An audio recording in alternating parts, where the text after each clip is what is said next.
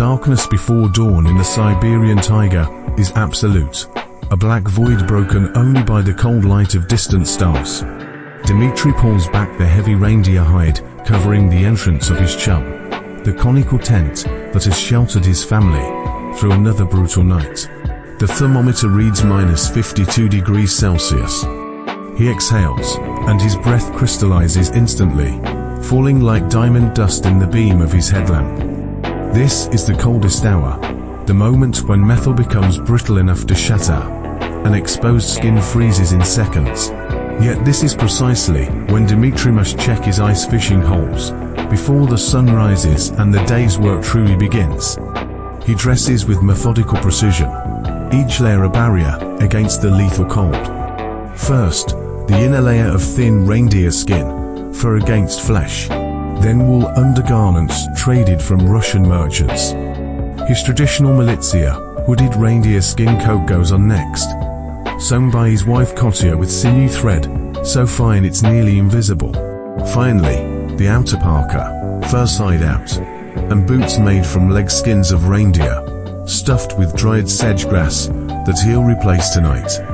His face he protects with a thick scarf, leaving only his eyes exposed behind carved bone goggles.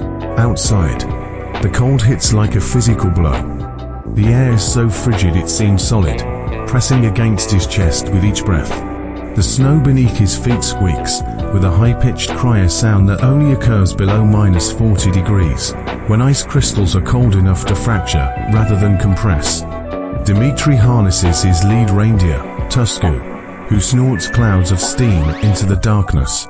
The animal knows this routine, has performed it through 5 winters. Together with 3 other reindeer, they pull the small sled loaded with ice fishing equipment across the frozen landscape.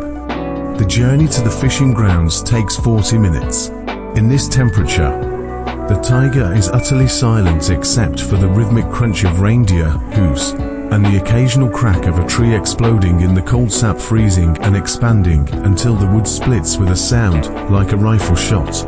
The fishing lake appears as a vast white plain, indistinguishable from the surrounding tundra except for the darker shadows of pressure ridges, where ice has buckled and refrozen.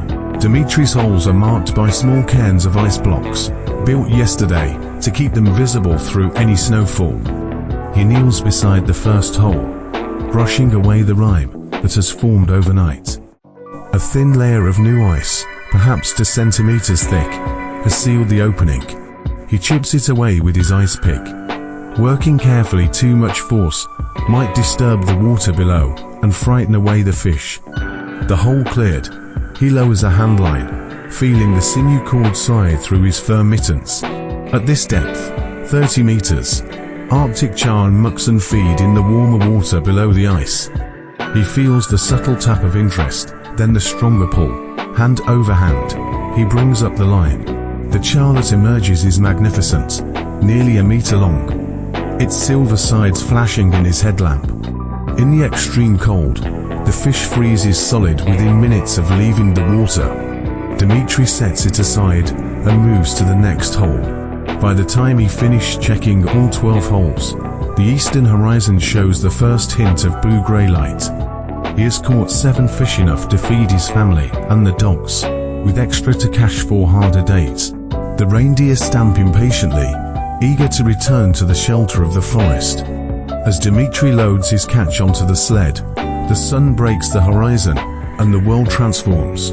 The low Arctic light turns the snow into an ocean of rose and gold, and for a moment, despite the brutal cold, despite the harshness of this life, Dmitri feels the profound satisfaction of another successful dawn, another day won from winter's grip.